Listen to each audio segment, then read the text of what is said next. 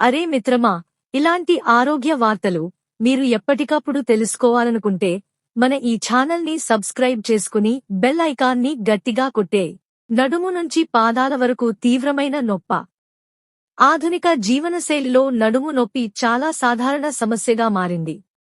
గంటల తరబడి కంప్యూటర్ ముందు కూర్చోవడం, మొబైల్ ఎక్కువగా వాడటం, సరైన వ్యాయామం లేకపోవడం, తప్పుడు భంగిమలో కూర్చోవడం వంటివి దీనికి ప్రధాన కారణాలు. చాలామంది ఈ నొప్పిని సాధారణంగా భావించి నిర్లక్ష్యం చేస్తారు.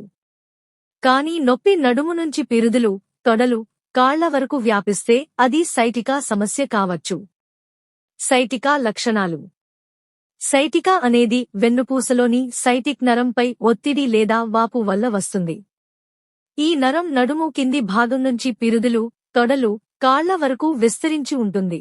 సాధారణ లక్షణాలు: నడుము కింది భాగం నుంచి పాదాల వరకు తీవ్రమైన నొప్పి, విద్యుత్ షాక్ లాంటి లేదా మంటలాంటి.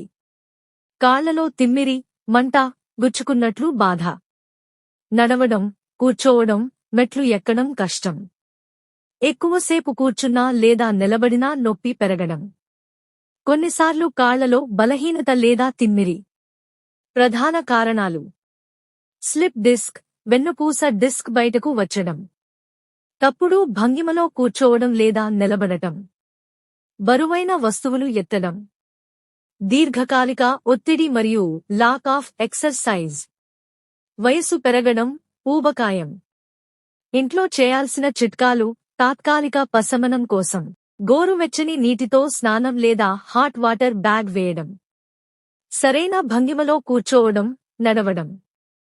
లైట్ స్ట్రెచింగ్ వ్యాయామాలు, డాక్టర్ సలహాతో.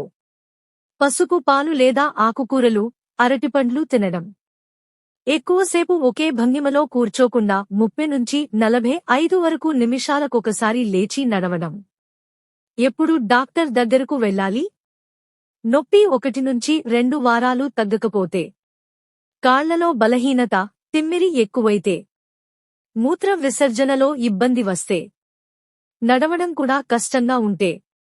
ఈ లక్షణాలు కనిపిస్తే న్యూరాలజిస్ట్ లేదా ఆర్థోపెడిక్ డాక్టర్ను సంప్రదించండి. ఎంఆర్ఐ స్కాన్ అవసరం కావచ్చు. నడుము నొప్పి, సైటికా సమస్యలు ముందుగా గుర్తించి చికిత్స తీసుకుంటే త్వరగా నయం అవుతాయి. నిర్లక్ష్యం చేస్తే జీవితాంతం ఇబ్బంది పడాల్సి వస్తుంది. మీకు ఈ నొప్పి ఎంత కాలంగా ఉంది? ఏ భాగంలో ఎక్కువగా ఉంది? కాళ్లలో తిమ్మిరి లేదా బలహీనత ఉందా? చెప్పండి. మీకు సరిపడే సలహాలు ఇస్తాను. గమనిక: ఈ సమాచారం సాధారణ అవగాహన కోసం మాత్రమే. తీవ్రమైన నొప్పి ఉంటే స్వయం చికిత్స చేయకుండా వెంటనే డాక్టర్ను సంప్రదించండి.